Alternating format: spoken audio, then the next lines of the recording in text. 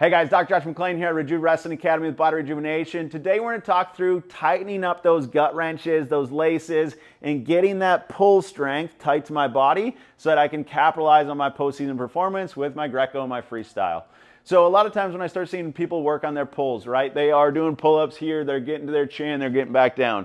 Or they're hitting their rows and they're just doing this and they're letting it back out real quick, right? As I'm working about this or thinking about this concept of tightening up my guts, I have to understand that I'm going to have maybe 6 to 8 inches in between me, my chest, and my arms, right? So I need to be able to hit this position and actually lock these in. Now I need to be functional with my legs. I need to be able to drive with my hips as I continue my squeeze. So there's multiple facets of actually performing this, and it's not just getting pulling strength nice and strong on my pull-ups or my rows, right? I actually have to think about squeezing to that position, setting my shoulders back, and now be functional with my hips in these positions as I maintain and hold those, right? So there's lots of different things you can work on.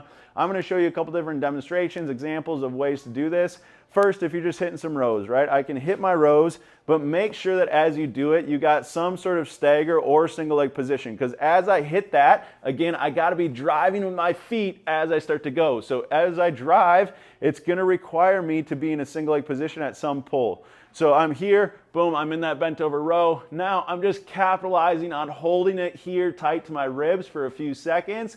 I let it back out. Nothing else moves. I just capitalize on that position, hold it tight to my ribs.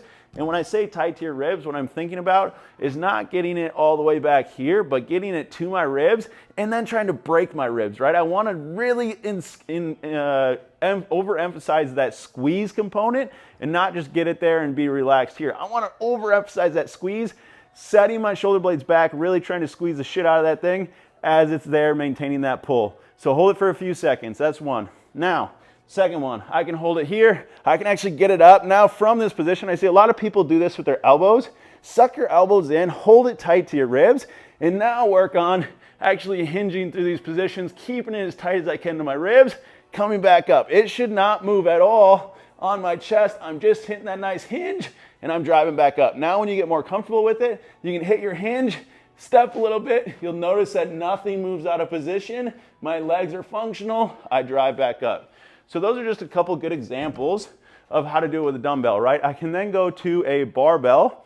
I can set a barbell a little bit lower down, somewhere around my nipple height. I can start to grab that barbell here like I'm doing a pull-up, but instead of just getting my chin to it, I'm going to try to maintain my nipple hold position on that bar. So now I'm going to hang from this position, maintain that tight pull. You might not get your feet off the ground, but you can work on starting to move your feet as light as you can, and as you get more comfortable with it, get your feet off the ground. Then you can start doing knees up to bar. You can do leg extensions out, anything to dissociate that move. Because again, I'm here, I have to start driving, and then I start to work core function in with it as I start to get into those positions. I hope that helps. I hope that helps explain that rib hold as I'm coordinating, dissociating some other body movement as I keep moving into my postseason strengthening to increase my gut strength. If you guys need more, download our free programs, get after the postseason guide. It's going to help you with everything you need to take your performance to the next level as far as strength and cardio. It's going to give you some nutritional tips in there as well. Everything you need to get your performance to the next level on the mat. All right, guys, go find that link, hit that subscribe button, and we'll see you next time.